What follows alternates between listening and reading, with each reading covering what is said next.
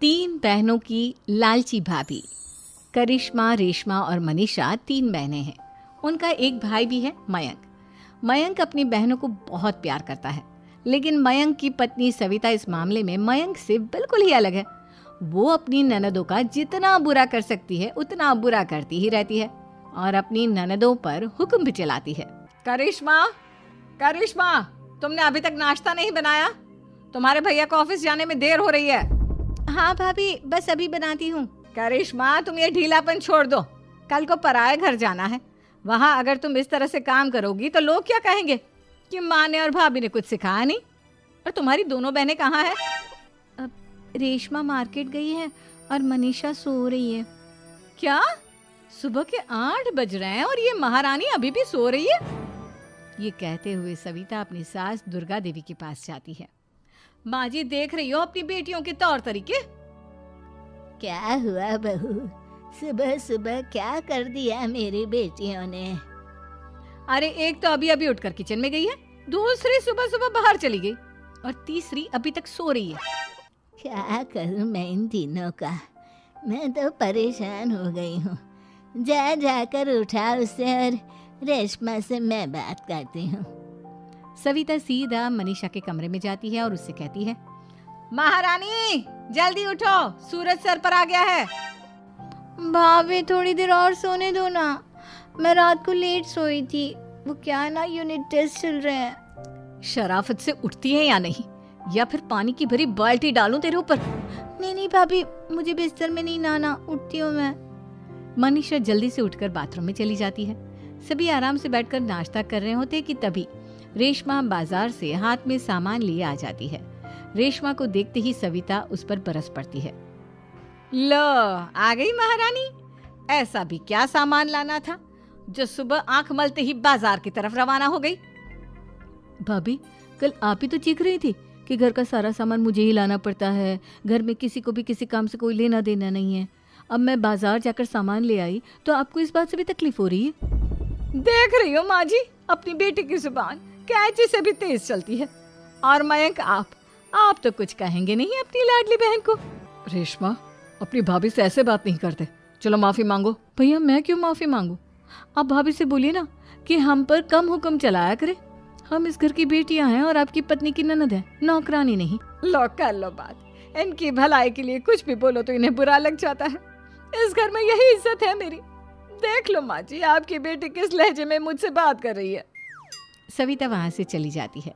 मयंक को बहुत गुस्सा आता है, वो भी वहां से चला जाता है। फिर करिश्मा रेशमा को समझाती है, रेशमा, तुम्हें भाभी से माफी मांग लेनी चाहिए थी ना। लेकिन दीदी, मैंने कुछ किया ही नहीं, तो मैं माफी क्यों मांगू? हाँ करिश्मा दीदी, रेशमा दीदी जैसे ही घर में आई भाभी ही उन पर चिल्ला रही थी। हाँ, मैं मानती हूँ कि गलती भाभी की थी। मैं तो इसलिए बोल रही हूँ कि भाभी ने माँ को तो पूरी तरह अपने वश में कर लिया है। वो हमारी बात सुनती ही नहीं। मयंक भैया हमारे लिए हमेशा खड़े रहते हैं, इसलिए उनकी बात का मान तो तुम्हें रखना चाहिए था ना। कोई फायदा नहीं दीदी, कुछ दिनों की बात और है, भाभी उन्हें भी हमारे खिलाफ भड़का देंगी। फिर वो भी माँ की तरह हमारी किसी बात का विश्वास नहीं करेंगे। इसी तरह सविता अपनी तीनों ननदों को किसी न किसी बात पर परेशान करती रहती थी। एक दिन मयंक अपनी तीनों बहनों के लिए गिफ्ट लाया। करिश्मा, ये तुम्हारे लिए हार का सेट। रेशमा, तुम्हारे लिए सुंदर सी ड्रेस। और मनीषा, तुम्हें किताबें पसंद है ना, तुम्हारे लिए किताबें लाया हूँ। थैंक यू भैया। थैंक यू भैया। थैंक यू भैया। करिश्मा, तुम्हारा नेकलेस कितना सुंदर है। ये भैया कहाँ से ले आए होंगे? मैंने भैया को 3 दिन पहले फोन पर ये डिजाइन दिखाया था और आज भैया ये ले आए। सविता तो अपनी ननदों के गिफ्ट्स देखकर जल गई और करिश्मा का नेकलेस तो उसे भी बहुत पसंद आया था। अपनी बहनों के लिए कितना अच्छा नेकलेस लेकर आए हैं, मुझे कभी कोई गिफ्ट नहीं दिया। मैं आज ही ये हार चुरा लूंगी। रात में सविता करिश्मा का हार चुरा लेती है और इसी तरह उसे अपनी ननदों की जो भी चीज़ अच्छी लगती वो उसे मांगती नहीं, बल्कि रात के अंधेरे में चुरा लेती। इसी तरह दिन बीतते गए और सविता ने मयंक के दिल में भी उसकी बहनों के लिए नफरत पैदा कर दी। एक दिन मयंक ने करिश्मा और रेशमा के लिए रिश्ता देखा और ये बात उसने घर में सबको बताई। माँ, करिश्मा और रेशमा के लिए बहुत अच्छा रिश्ता आया है। वो लोग कल इन्हें देखने आ रहे हैं। आप और सविता मिलकर सारी तैयारी कर लेना। ये सुनकर करिश्मा और रेशमा खुश हो जाती हैं, लेकिन सविता सोचती है, अगर इन दोनों बहनों की शादी हो गई तो घर और बाहर का काम कौन करेगा? मनीषा तो एक नंबर की कामचोर है, उससे तो किसी बात की उम्मीद लगाना ही बेकार है।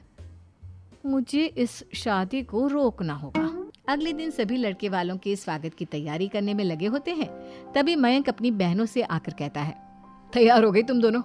देखो दोनों लड़के बहुत अच्छे हैं, मैं कोई कसर नहीं छोड़ना चाहता, इसलिए तुम उनके सामने अच्छे से बिहेव करना और अपनी भाभी से लड़ने मत लग जाना। करिश्मा, तुम वो नेकलेस पहन लो ना जो मैं तुम्हारे लिए लाया था। भैया मैं बहुत देर से वो नेकलेस ढूंढ रही हूँ, लेकिन मुझे मिल ही नहीं रहा। क्या तुमने नेकलेस खो दिया? तुम्हें पता भी है वो कितना महंगा था? तुम कोई काम ढंग से नहीं कर सकती। मयंक गुस्से में वहां से चला जाता है। थोड़ी देर बाद लड़के वाले भी आ जाते हैं। वो दोनों बहनों को पसंद कर लेते हैं और रिश्ता पक्का हो जाता है।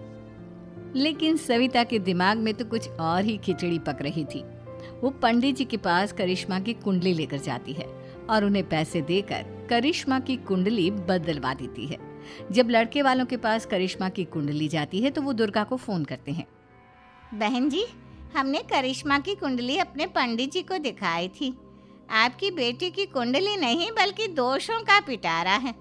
देखिए, मैं और मेरे पति इन सब बातों में बहुत विश्वास करते हैं, इसलिए हम आपकी बेटी से अपने बेटे की शादी नहीं करा सकते। इस तरह करिश्मा का रिश्ता टूट जाता है और सभी घर वालों को बहुत दुख होता है।